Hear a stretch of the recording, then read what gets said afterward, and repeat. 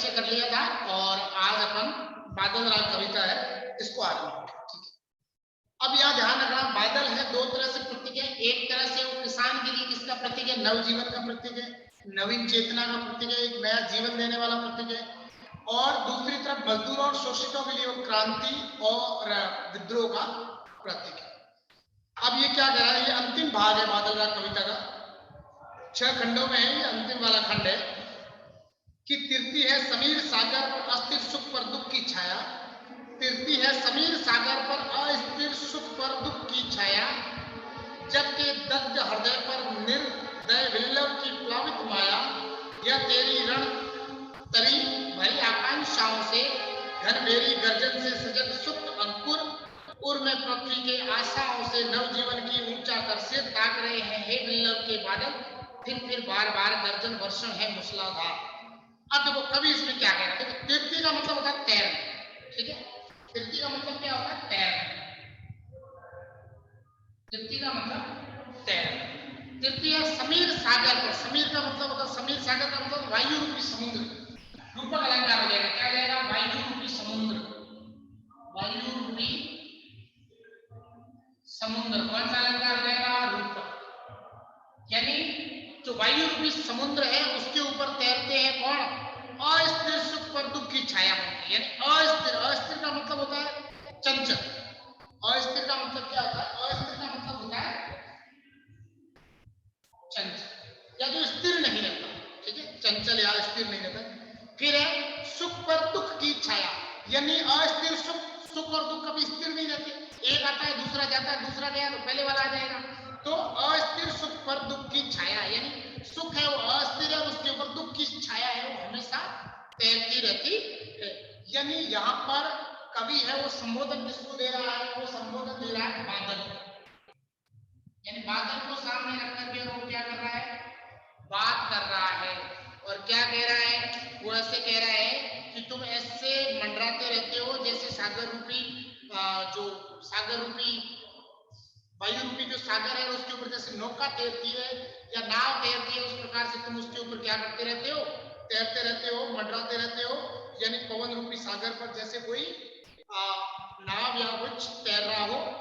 तो अस्थिर सुख पर दुख की छाया, जबकि दग्ध हृदय पर, दग्ध का मतलब होता है जलना।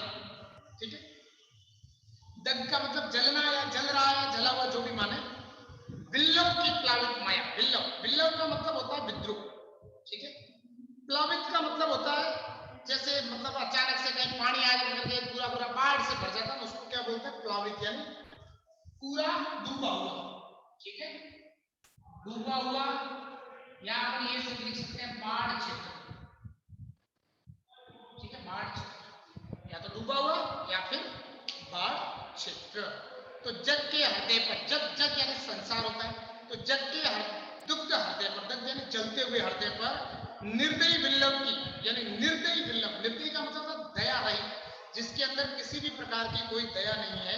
निर्दयी विल्लव, यानी विल्लव का मतलब विद्रोह, यानी जो दयावान व्यक्ति नहीं होता है या जिसके अंदर दया नहीं होती है, वो बिना किसी दया भाव के जिस प्रकार का विद्रोह करता है, बिना किसी दया भाव के जो उद्यम मचाता है कि प्लावित माया, यानी निर्दय रूप से उसने क्या कर रखा है? पूरे के पूरे जो कुछ भी धरती का भूभाग है, जैसे पानी है, बाढ़ आता है तो देखता थोड़ी कि ये रवीना का घर है बाढ़ नहीं जाएगा, या इसका घर मेरा घर है तो नहीं, ऐसा कुछ भी नहीं है। वो कहीं पर भी जहां उसको स्थान मिलेगा वहां उसको डुबो लेगा, क्योंकि उसके मन में उसमें कोई दया भाव वगैरह कुछ भी नहीं आती। इसीलिए वो कभी ये कह रहा है कि मतलब जो ये बादल है ये इस वायु रूपी जो सागर है इसके ऊपर ऐसे मंडरा रहे हैं, इस प्रकार से जैसे अस्थिर सुख होता है उसके ऊपर दुख की माया छाया मंडराती रहती है। यानी अस्थिर सुख, सुख अस्थिर है, जैसे सुख के ऊपर दुख आने का डर रहता है, वैसे इस वायु के ऊपर बादल है वो इधर उधर मंडरा रहे हैं।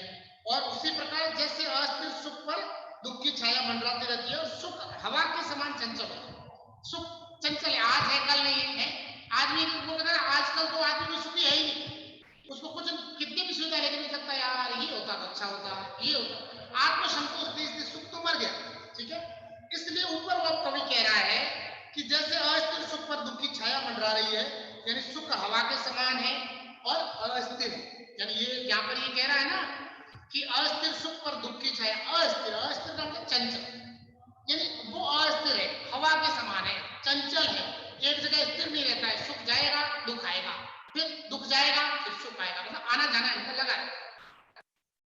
जग के दग्ध हृदय पर निर्दय विल्लभ की प्लावित माया, और जग के इस संसार के जलते हुए हृदयों के ऊपर, संसार के इस जलते हुए हृदयों के ऊपर क्या कह रहे हैं, यह तेरी रणतरी। रणतरी का मतलब होता है आपका वो कहते हैं ना युद्ध की जो नाव, वैसे रण का मतलब तो युद्ध, तरी का मतलब नाव होता है, यानी युद्ध की नाव या युद्ध की नौका। रणतरी का मतलब क्या हो जाएगा, युद्ध की नाव।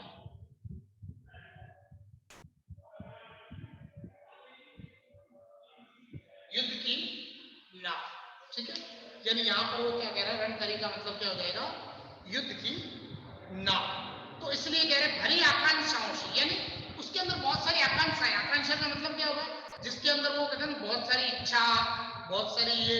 उससे पहले ये कहा माया शब्द, माया का मतलब क्या होता है, माया का मतलब होता है खेल। अचानक आपने कहा ये माया हुई है, मतलब कभी क्या कर देता है, कभी क्या कर देता है। तो यहाँ पर कभी ये बादलों को कह रहे हैं कि यार तुम्हारी भी अजीब माया, समझ में नहीं आता, एक बार इधर आते हो, एक बार उधर चले जाते हैं, जैसे सुख और दुख का आना जाना लगा रहता है। उसी प्रकार बादल है, वो एक बार आते हैं, एक बार चले जाते हैं। किसके ऊपर, तो पवन रूपी सागर के ऊपर नाव के समान वो इधर उधर ऐसे वैसे घूमते रहते हैं या मंडराते रहते हैं। और बादल है वो क्या है, संसार का जो जलता हुआ जो हृदय है उसके ऊपर निर्दयी यानी दया रहित बन करके प्रलयकारी माया के रूप में हमेशा, प्रलयकारी का मतलब होता है जो प्रलय मचा दे, जो तांडव मचा दे, इस प्रकार से हमेशा स्थिर रहते हैं। अगर अचानक से ज्यादा बरसने लग गए तो किसी को भी उखाड़ करके फेंक सकते हैं। तो इसलिए वो कह रहे निर्दयी विल्लभ की प्लावित माया या तेरी रण तेरी भरी आकांक्षा। रणतरी, रणतरी का मतलब है युद्ध की नाव। बादल है, बादल को किसकी संज्ञा दी है, यानी युद्ध की नाव किसकी संज्ञा दी है, तो बादल को दी है। किसको दी है, बादल। क्यों दी है, क्योंकि बादल हवा रूपी जो सागर है उसके अंदर युद्ध की नाव के समान चलते रहते हैं। अगर ये कहीं खुल गए, ये कहीं बरस गए, तो उस क्षेत्र को पूरे के पूरे क्षेत्र के अंदर प्रलय लेके आ जाएंगे, उस पूरे के पूरे क्षेत्र को डुबो देंगे, उस पूरे के पूरे क्षेत्र को तहस नहस ये कर देंगे।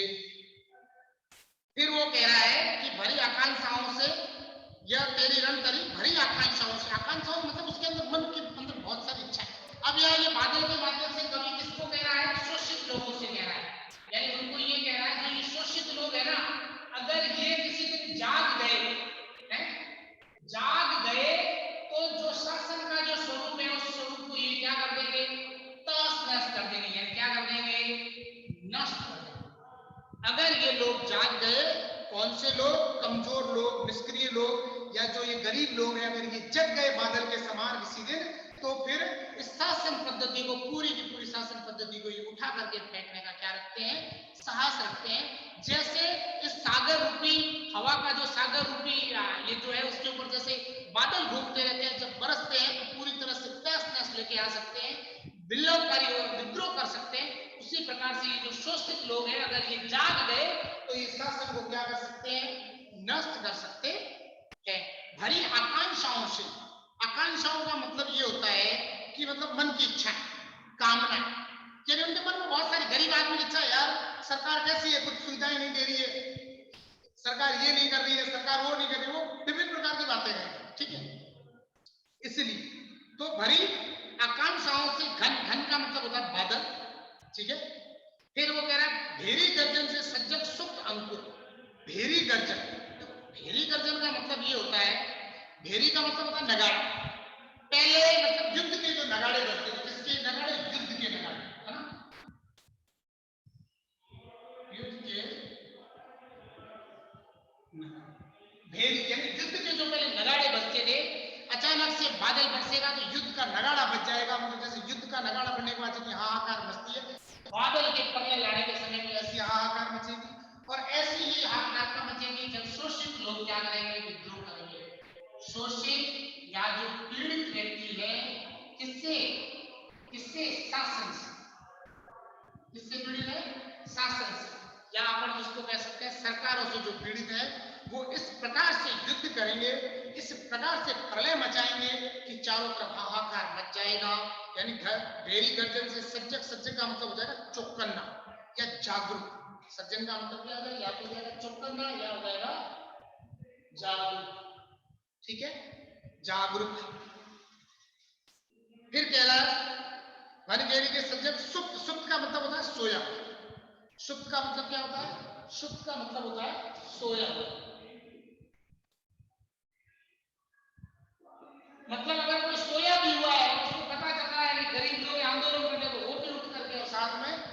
इनके क्या हो जाएगा, लग जाएगा। फिर वो कह रहा है अंकुर उर में पृथ्वी के आशाओं से। अंकुर, अंकुर का मतलब ये होता है जो बीज से पौधा निकलता है ना, उगने वाला। या शासन की दृष्टि से क्या आ जाएगी, नई व्यवस्था बना देंगे। क्या कर देंगे, शासन की दृष्टि से क्या हो जाएगा, नई व्यवस्था। क्या हो जाएगा, नई व्यवस्था। ठीक है, बादल के दृष्टिकोण से क्या हो जाएगा, नया पौधा जो अंकुरित होता है, यानी नया पौधा जो क्या होता है, अंकुरित होता है। नया पौधा जो क्या होता है, अंकुरित होता है या फिर जो उगता है। ठीक है, ऐसे नया पौधा जो अंकुरित होता है या उगता है। अगर वो उगेगा कब, जब बादल का बरसात होगी, पानी आएगा, तब वो क्या करेगा, नया पौधा भी उगेगा। बाढ़ खत्म हो गई, खत्म हो उतरेगा पानी, जब वो नए पौधे भी उगेंगे। तो ऐसे जैसे क्रांति व्रांति हो गई, पहले वाली व्यवस्था है उसको उठा करके एक तरफ फेंक दिया गया, तो फिर एक नई व्यवस्था, एक नया स्वरूप है, उसको स्थापित किया जाएगा। तो कवि कह रहा है कि उर में पृथ्वी के आशाओं से नवजीवन की ऊंचा कर से। उर का मतलब होता है हृदय। उर का मतलब क्या होता है, तो उर का मतलब होता है हृदय, यानी पृथ्वी के हृदय के अंदर। बीज हम कहां डालते, पृथ्वी के पेट में डालते, उसके हृदय में डालते, तब पौधा उगता है। कभी भी ये कह रहा है कि बादल के पानी के कारण पृथ्वी के हृदय के अंदर कुछ अच्छा डाला हुआ है तो फिर वो अंकुरित होगा। तो ऐसे ही वो करे, अगर इस शासन में क्या हो, शोषित पीड़ित लोग क्या हो, अगर हृदय से उठ करके युद्ध के नगाड़े बजा देंगे, युद्ध हो जाएगा, तो पूरी की पूरी व्यवस्था बदल जाएगी और इस धरती के गर्भ से, इस धरती के हृदय से एक नई व्यवस्था सामने है वो आ जाएगी। आशाओं से नव जीवन की, और उसमें क्या है, आशाएं होगी नव जीवन की, यानी नए जीवन जीने की। यानी यहाँ जो फिर वो लोग आशा हो जाएगी, देखो हमने शासन को उखाड़ करके फेंक दिया, अब हम एक अच्छी व्यवस्था बनाएंगे, अपनी व्यवस्था होंगे जिसके अंदर हम सुखी रहेंगे, ये वगैरह वो ऐसा। ठीक है, तो कवि ये कह रहा है, कवि युद्ध के मैदान की जो संज्ञा है वो बादलों को दे रहा है, और वो कह रहा है कि युद्ध रूपी नौका में आम आदमी की इच्छाएं हैं वो भरी हुई है। यानी ये जो युद्ध है उसमें आम आदमी की इच्छाएं भरी हुई है। और यही कवि कहता है कि बादल की तू गरज, तेरी जो गर्जना है, तेरी जो क्षमता है, तेरी जो चमक दमक है, तेरे पास जो वो भारी गर्जना है, वो धरती के अंदर कोई सोया हुआ व्यक्ति का कौन, बादल गरजता है तभी वो जो बीज होता है, बीज वो जमीन के नीचे डाला हुआ होता है, ऊपर नहीं होता है, नीचे होता है जमीन में। लेकिन फिर भी बादल की गर्जना के समय से जो पानी बरसता है, वो पानी जैसे जमीन के अंदर जाता है, बीज पौधा बन जाता है। तो ऐसे ही उन्होंने कहा है, बादल को गरज, यानी इस व्यवस्था के प्रति आवाज उठाओ। आवाज उठाएंगे तो कौन से लोग, वे लोग उठेंगे जो सोए हुए हैं। सोए लोग भी क्या हो जाएंगे, जाग जाएंगे। कब जागेंगे, जब शोषित पीड़ित क्या उठाएंगे, आवाज। ठीक है, जब शोषित पीड़ित लोग आवाज उठाएंगे तो इस समय के जो सोए हुए लोग हैं, इस व्यवस्था से जो पूरी तरह से परेशान लोग हैं वो उठ जाएंगे। इसीलिए कवि कह रहा है कि अर्थात कमजोर और जो निष्क्रिय व्यक्ति है, या वे व्यक्ति जो कुछ भी नहीं कर सकते हैं, उनको देखा अरे वहां विरोध कर रहे हैं यार गरीब लोग, चलो मैं भी चलता हूं, तो ऐसा मान करके वो भी उनके साथ क्या हो जाएंगे, लग जाएंगे या संघर्ष के लिए तैयार हो जाएंगे। यानी कुल मिलाकर के कवि ये कह रहा है कि ये जो बादल है विल्लव या विद्रोह के बादल है, और ये नया जीवन की आशा के अंदर उठ करके इनको देखना चाहिए। यानी कोई भी अगर समाज के अंदर उठता है तो उसकी प्रति लोग आशाओं से देखते हैं, यार ये नेता अच्छा है, अगर हम इसको नेता बना देंगे, इसको मुख्यमंत्री बना दिया, इसको प्रधानमंत्री बना दिया, तो हमारी सब समस्याओं का क्या हो जाएगा, समाधान। तो वो उसके लिए अपना सर उठाते हैं। सर उठाने से मतलब क्या है, जैसे बीज होता है ना, वो बादल के बरसते ही अपना पौधा निकलता है। सर उठाने का मतलब होता है ऊपर आना, बाहर आना। ठीक है, अंकुर का मतलब बीज हो गया, फिर उर का मतलब हृदय हो गया, फिर वो आगे कह रहे नवजीवन को ऊंचा कर से ताक रहे हैं, हे बिल्लव के बादल। ताक रहे का मतलब क्या होता है, मतलब अपेक्षा से देखना कि हमें आपसे आशा है, अगर आप हमारे लिए कुछ कर सकते हो। तो पौधे हैं वो किसकी आशा से देख रहे हैं, बादल को तो किस आशा से देख रहे हैं कि भाई बादल है, ये पौधों को हमारे को पाल सकता है। क्यों, क्योंकि इसके पास क्या है, पानी। अगर ये पानी बरसाएगा तो हमारा जीवन उठ खड़ा होगा, हम जीवित उठेंगे। तो ऐसे ही अगर समाज के अंदर, इस शासन व्यवस्था के अंदर अगर कोई व्यक्ति नेता बनकर के आता है, आगे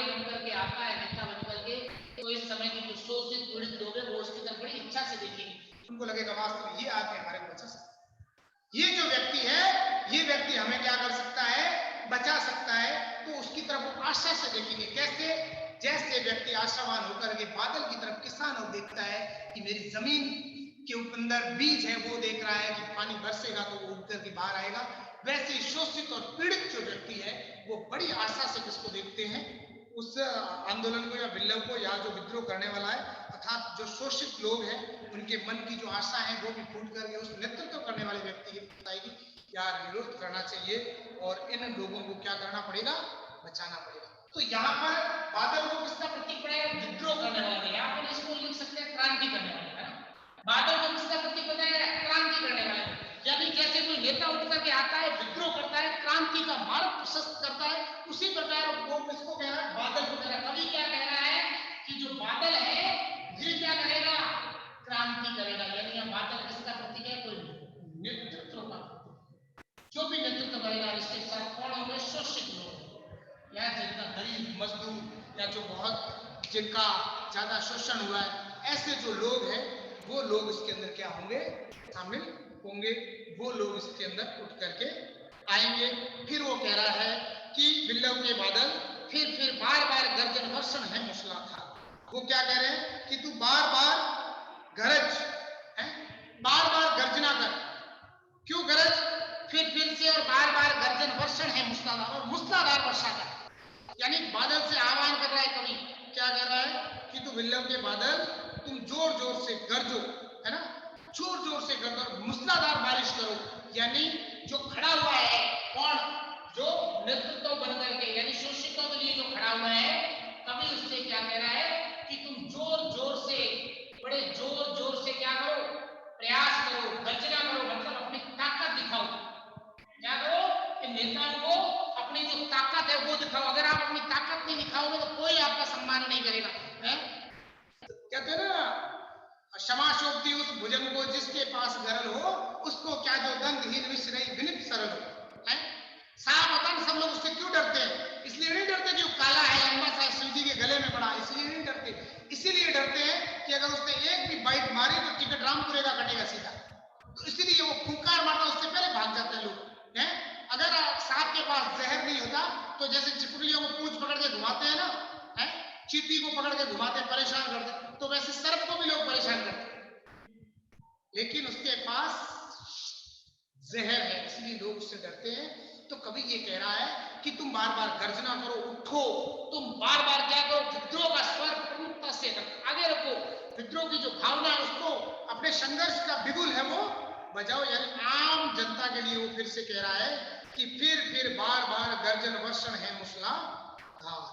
वर्षण, वर्षण का मतलब क्या होता है, वर्षण हो जाएगा बारिश, ठीक है। वर्षण का मतलब क्या हो जाएगा, वर्षा है। मूसलाधार का मतलब होता है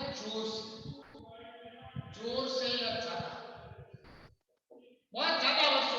यानी वो क्रांतिकारी से भी कह रहा है तुम्हें रुकना नहीं है, तुम्हें बड़े जोर के साथ संघर्ष करना है, तुम्हारे को बड़ी हिम्मत के साथ संघर्ष करना है, तुम्हारे को पूरे दमखम लगा करके संघर्ष करना है। ये लल्लू फल्लू लोगों के बहकावे में तुम्हें नहीं आना है, तुम्हें पूरी जोश जुनून के साथ क्या करना है, संघर्ष करना है। तो वर्षण है मूसलाधार, हृदय थाम लेता संसार, सुन सुन घोर वज्र हुंकार। अब देखो क्या करा, हृदय थामना। हृदय थामने का मतलब होता है कि अगर कोई ऐसा विरोध करता है, भयंकर करता है, इकट्ठे हो जाते हैं तो संसार क्या हो जाता है। हृदय थामने का मतलब होता है संसार का डरना, संसार का डर जाना, या आप इसको लिख सकते हैं लोगों का डरना, क्या लिख सकते हैं, शासन का डरना, ठीक है। क्या लिख सकते हैं, शासन का डरना। यानी अगर आपके पास क्षमता है, बादल कड़कता है, बिजलियां गड़गड़ाहट होती है तो बड़े बड़ों के पसीने छूट जाते हैं। तो ऐसे ही वो कह रहा है अगर कोई अच्छा श्रेष्ठ नेतृत्व है, अच्छा और श्रेष्ठ नेतृत्व है, और वो अगर उठ करके और खड़ा होकर के आगे आ जाता है तो पूरे के पूरे जोश के साथ, पूरे के पूरे साहस के साथ पूरे हृदय को या पूरे संसार को वो क्या कर सकता है, डराने का मादा रखता है। तो हृदय थाम लेता संसार, सुन सुन घोर वज्र हुंकार। घोर का मतलब होता भयानक, घोर का मतलब जोर से, भयानक है ना, शेर दादा मतलब जिसको आवाज सुनकर डर जाता है। तो ऐसे ही अगर अधिकार मांगने वाले शोषित लोग अगर ये हुंकार भरेंगे तो लोग उनकी आवाज से डरे, आंदोलन बड़ा खड़ा करेंगे, लोग उनसे डर जाएंगे, उनसे पहले उनके सामने वो क्या हो जाएंगे, झुक जाएंगे। वज्र हुंकार, वज्र हुंकार का मतलब होता है वज्र के समान या भयंकर आवाज। क्या हो जाएगा? वज्र हुंकार का मतलब क्या हो जाएगा? उसका मतलब हो जाएगा भयानक आवाज, भयानक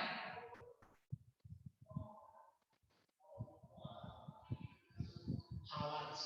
क्या हो जाएगा? भयानक आवाज। ठीक है। अब वो कह रहा है क्या समय, चलो आज इतना ही करेंगे, बाकी वाला कल करेंगे।